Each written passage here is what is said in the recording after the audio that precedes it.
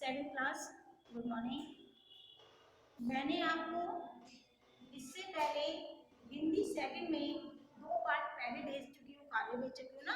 एक तो भाषा वाला भेज चुकी हूँ आपको, और एक दूसरा वाला जो मैंने आपको भेजा था वर्ण वाला पार्ट भेजा था। पहले पार्ट में क्या था?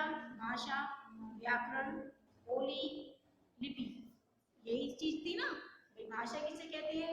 हम अपने जो विचारों का आदान प्रदान करते हैं उसे हम भाषा कहते हैं। फिर था आपका लिपि किसे कहते हैं? जो भी कुछ हम लिखते हैं उसके जो निर्धारित चिन्ह होते हैं उसे हम लिपि कहते हैं। सबको याद रहना चाहिए कि हिंदी और संस्कृत की लिपि कौन सी है, वो है देवनागरी। उसके बाद हमने दूसरे पाठ में पढ़ा था वर्ण किसे कहते हैं। वर्ण वह था जो छोटे छोटे अक्षर होते हैं जिनके टुकड़े नहीं किए जा सकते, उसे हम वर्ण कहते हैं। वर्णों से शब्द बनते हैं और शब्दों से ही वाक्य बनते हैं। अभी तक आपने जो पढ़ा यह सब कुछ पढ़ा था। आज मैं आपको हिंदी सेकंड में बेटा पाठ 3 पढ़ाऊंगी, शब्द विचार। पाठ पढ़ने से पहले मैं फिर कहूंगी जो आपके साथ के सहपाठी हैं या दोस्त हैं उनसे कह दीजिए पासवर्ड ले लीजिए और अपना कार्य प्रारंभ कर दीजिए। पहली यूटी का काम समाप्त होने जा रहा है, वह पहली यूटी का काम करने के बाद इसको आकर चेक करें। शब्द विचार, शब्द क्या होता है? पहले इससे पहले पाठ में आपने पढ़ा था जो हमारे लिए वर्ण होते हैं, यानी छोटी सी जो ध्वनि होती है, जो छोटे से अक्षर होते हैं जिनके हम टुकड़े नहीं करते हैं, ये वर्ण है। उन्हीं वर्णों को जब हम जोड़ देते हैं, उन वर्णों को जोड़ने से ही हमारे शब्द बनते हैं। भाई देखिए, शब्द तो हमने बना दिया, कोई भी चीज है सिंगल से, आपका नाम ही है, आपका नाम भी जो रखा गया है या जो हम नाम आपका बोलते हैं, एक बार तो बोलते नहीं कै यहाँ पे आओ, ए यहाँ पर आओ, वैसे नहीं बोलते हैं। हम लोग जो बोलते हैं आपका पूरा एक नाम होता है, सीमा, रीमा, रमन, ये सब नाम होते हैं। तो ये जो वर्ण जुड़ते हैं आपस में, इन्हें ही हम शब्द कहते हैं। लेकिन बेटा शब्दों को 2 भागों में विभक्त किया हुआ है, 2 भागों में बांटा हुआ है। एक तो बांटा हुआ है निरर्थक शब्द, एक बांटा हुआ है सार्थक शब्द। निरर्थक शब्द क्या होते हैं? निरर्थक शब्द वह होते हैं जो कोई अपना अर्थ नहीं देते हैं, यानी जिन शब्दों का कोई अर्थ नहीं होता। जो वर्ण है उन्हें हम अगर अव्यवस्थित ढंग से रख देते हैं, यानी उनका कोई क्रम ढंग से नहीं होता है, उनका कोई भी अर्थ हमारे को समझ में नहीं आता है, उसे हम कहते हैं निरर्थक शब्द। दूसरा आता है आपका सार्थक शब्द। सार्थक शब्द बेटा पढ़ने से ही समझ में आ रहा है, सार्थक, सार्थक मतलब जिसका कोई अर्थ निकलता है उसे हम कहते हैं सार्थक शब्द। कोई भी शब्द होता है उसका कोई ना कोई अर्थ किताबों में झांकेंगे तो जरूर कहीं ना कहीं मिलता है। सार्थक शब्दों का किताबों के अंदर यदि हमारे शब्द अलग अलग से लिखे होंगे जिनका कोई भी सारांश या कोई भी व्याख्या नहीं बैठती होगी तो वो सारे के सारे बेकार है। लेकिन जब हम किसी भी पाठ को पढ़ते हैं उसका कोई ना कोई अर्थ जरूर निकलता है। तो उसी प्रकार हर एक शब्द का कोई ना कोई अर्थ जरूर होता है, उसे हम कहते हैं सार्थक शब्द। अब शब्द बन गए हमारे, ठीक है, वर्णों से हमारे क्या बने? शब्द। अब हम शब्दों से क्या बनाते हैं? हम शब्दों से बनाते हैं वाक्य। जब हम एक एक शब्द को जोड़ते रहते हैं, सार्थक शब्दों को जोड़ने का काम करते हैं, ठीक है, तो वह हमारा वाक्य बनता हुआ चलता है। वाक्य कैसे? देखिए, हमने एक शब्द लिया, दूसरा शब्द लिया, तीसरा शब्द लिया, चौथा शब्द लिया, इन शब्दों को हमने सबको जोड़ दिया आपस में उसमें, तो पूरा हमारा एक वाक्य बन गया। बत्तख पानी में है, सारांश भी सही है कि पानी बह रहा है, उसके अंदर कौन है? बत्तख है। अब वाक्य तो हमने बना लिए, वाक्य के बाद हमारा बनता है पद। पद क्या होता है? ये जो हमारे वाक्य होते हैं, अलग अलग जो वाक्य होते हैं, तो उसको हम जब एक रूप में यानी कि पूरा का पूरा पद बना देते हैं, पूरे के पूरे सब सेंटेंस को यानी वाक्यों उसको जोड़ देते हैं वाक्यों को, तो वो हमारा पद बन जाता है। लेकिन इसमें अब ये बन जो भी हमारी बात चलेगी वाक्य में, ये जो हमारा पद बनता है इसके अंदर सबसे बड़ी बात यह है कि जिसके विषय में भी बात करी जाती है वह शब्द अब स्वतंत्र नहीं रहा, क्योंकि वो पूरे पद में हमारे बंध गया है। इसकी व्याख्या जब तक हम इसको लिखते चले जाएंगे तो ये इसका बात, इसकी हम विवरण इसका हम करते जाएंगे। यहाँ तक मुझे उम्मीद है आपको समझ में आया होगा। वर्णों से क्या बनाते हैं? वर्णों से हम शब्द बनाते हैं। शब्द कितने प्रकार के होते हैं? दो होते हैं, निरर्थक और सार्थक। शब्दों से मिलकर क्या बनते हैं? वाक्य बनते हैं, और वाक्य से बनकर क्या बनते हैं? हमारा पद बनते हैं। अब हमारा यहाँ तक तो सबको समझ में आ गया है। अब आगे हम बढ़ रहे हैं। अब आता है शब्द के कितने भेद हैं। शब्द के बेटा 4 भेद हैं। शब्द के कितने भेद बताए गए? 4 हैं। अर्थ के आधार पर, रचना के आधार पर, श्लोक या उत्पत्ति भी बोलते हैं इसको, उत्पत्ति के आधार पर और प्रयोग के आधार पर। सबसे पहला आपको इसमें बहुत समझ में आया है कि अर्थ के आधार पर। अर्थ क्या होता है? यानी किसी भी शब्द के जब अर्थ निकलते हैं तो उसे हम कहते हैं अर्थ के आधार पर। अर्थ के आधार पर आपके 4 विभाजन किए गए। इसमें भी देखिए, सब में ही विभाजन आपको जो भी आएगा आपका आगे ही चारों के चारों है, इनके भी विभाजन है। विभाजन होता है यानी कि इनको 4 रूपों में बांटा गया है। अर्थ के आधार पर 4 कौन से हैं? शब्द विलोम। शब्द विलोम सभी बच्चे जानते हैं। अधिकांश जब छोटा सा बच्चा होता है हम उसे तब भी सिखाना चाहते हैं, ऊंचा नीचा आना जाना, लेकिन जैसे जैसे आप बड़ी क्लासों में आते चले जाते हैं शब्द विलोम भी उसी हिसाब से कठिन भी होते चले जाते हैं। लेकिन प्रारंभ में बच्चे को हम इसीलिए छोटे छोटे सिखाते हैं जिससे कि उसको ये जानकारी रहे कि शब्द विलोम क्या होते हैं, क्योंकि जब बच्चा बड़ा हो जाता है तो उसके बाद उसको ये तो समझ रहता है कि हाँ शब्द विलोम क्या होते हैं, तो इसीलिए तो इसका भी अर्थ आता है। फिर आते हैं पर्यायवाची। पर्यायवाची बेटा वह होते हैं जिसमें एक शब्द के जो हैंगे, एक शब्द को या एक चीज को कई नामों से जाना जाता है, मतलब कई शब्दों से जाना जाता है, उसे हम कहते हैं पर्यायवाची। जैसे कि सभी बच्चे याद भी करते हैं, याद भी कराया जाता है ना, आँख। आँख को हम क्या कहते हैं? नेत्र भी कहते हैं, चक्षु भी कहते हैं और नयन भी कहते हैं। तो एक चीज के हमने कितने सारे नाम रख दिए, उन्हें हम कह रहे हैं पर्यायवाची।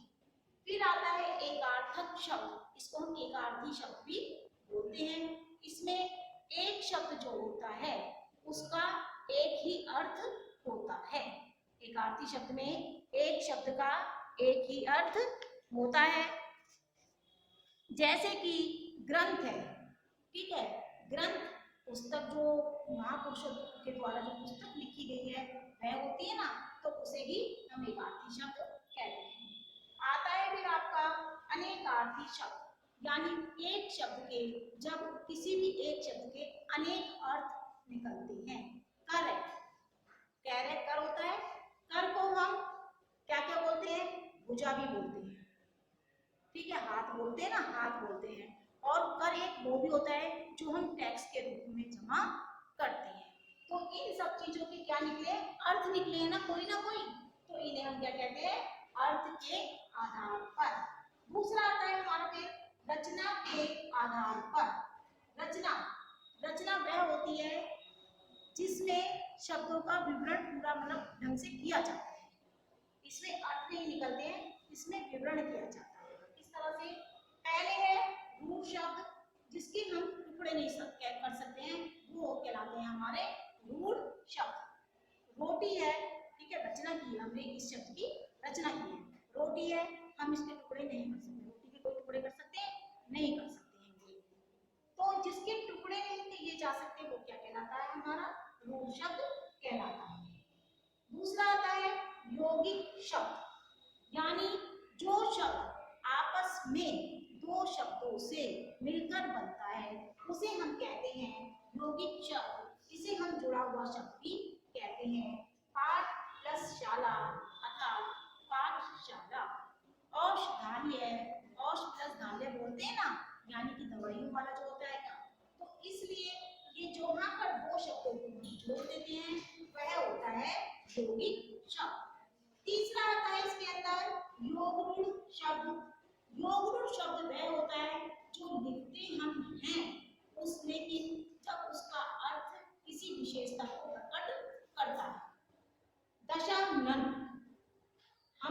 बोलते हैं ना 10 सिरों वाला, हम किसको बोलते हैं 10 सिरों वाला? रावण को बोलते हैं।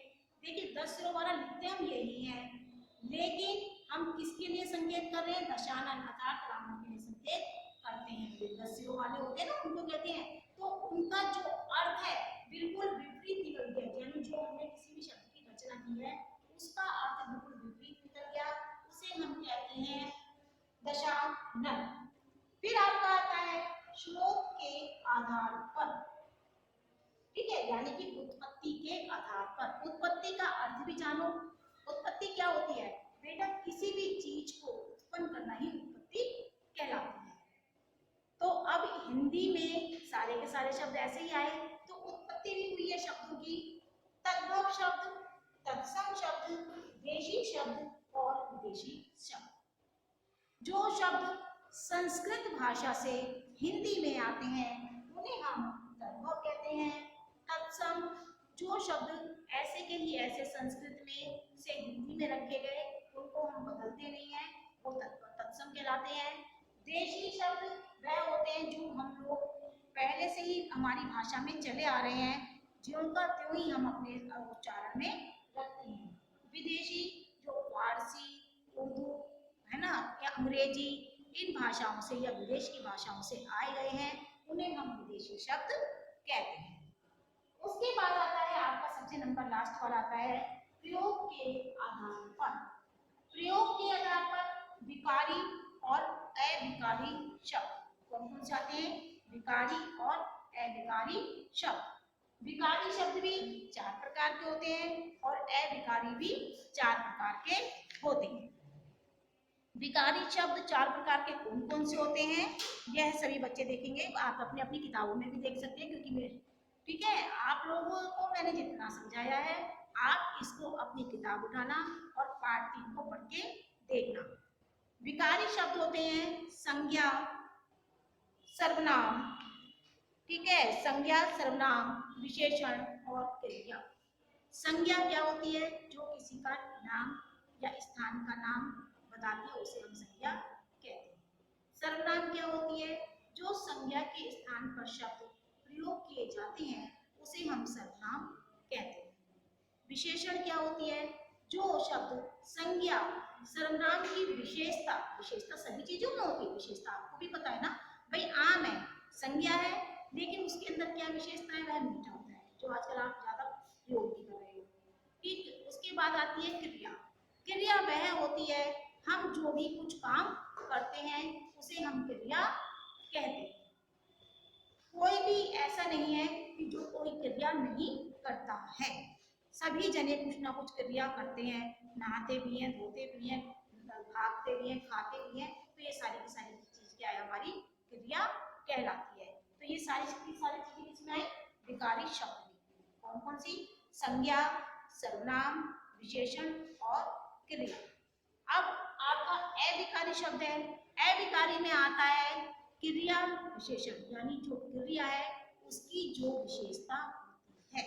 क्रिया की विशेषता क्या होती है? आप काम करते हैं, ठीक है, कोई बच्चा तेज भागता है, कोई बच्चा धीरे धीरे काम करता है ना, कोई ज्यादा खाता है, कोई कम खाता है, तो जो उसकी विशेषता है क्या है? क्रिया तो कर रहा है, खा भी रहा है, दौड़ भी रहा है, लेकिन कुछ ज्यादा कर रहा है और कुछ कम कर रहा है। दूसरा आता है आपका संबंध बोधक। आपके ये जितने भी पाठ में बेटा आपको इसके अर्थ जो भी चीज समझा रही हूँ, इसके इस वाली किताबों में अलग अलग भाग भी किताब के अंदर पाठ आएंगे। अब संबंध क्या होता है? जब किसी दो शब्दों को आपस में जोड़कर बीच में जोड़ते ना, उसको फिर एक सेंटेंस के रूप में बनाया जाता है, तो वो संबंध में आता है। जैसे का, की, के, में, ये सारे के सारे जो शब्द होते हैं, ये जो शब्द होते हैं दो मतलब विशेष शब्दों को आपस में जोड़ते हैं और एक पूरा हमारा वाक्य बनाते हैं, संबंध स्थापित कर देते हैं। फिर आता है आपका समुच्चय बोधक। समुच्चय बोधक शब्द वह होते हैं जिसमें जब कोई भी बात मतलब कहते हैं कि ताकि, परंतु, ये जुड़ जाते हैं, ये समुच्चय बोधक होते हैं। फिर आता है विषम आदि बोधक। विषम आदि बोधक में जब कोई काम करते समय मुंह से एकदम अचानक आवाज निकलती है, वो क्या हो गया, आह बड़ा मजा आया, उफ, ऐसे वाले जो होते हैं जब विषमयादि बोधक होते हैं। तो आपको ये वाला पार्ट समझ में आ गया होगा। जिसको भी कोई परेशानी हो वो मेरे से आके पूछ सकता है। हमने पार्ट 3 कौन सा पढ़ा है? शब्द विचार पढ़ा है। शब्द विचार में जितनी चीजें आपको बताई गई हैं, एक बार सब बच्चे अपनी किताब निकालेंगे और उसके सारे के सारे जितने भी शब्द, विलोम शब्द भी दिए होंगे, पर्यायवाची भी दिए होंगे, उन्हें एक एक बार पढ़कर जरूर देखेंगे। थोड़ा मतलब ज्यादा पढ़ोगे थोड़ा तो समझ में आएगा ना, जब याद करोगे तो उससे ज्यादा समझ में आ जाएगा। अब ये आप करिए, काम भी साफ साफ करेंगे और इसको पढ़ेंगे। थैंक यू बेटा।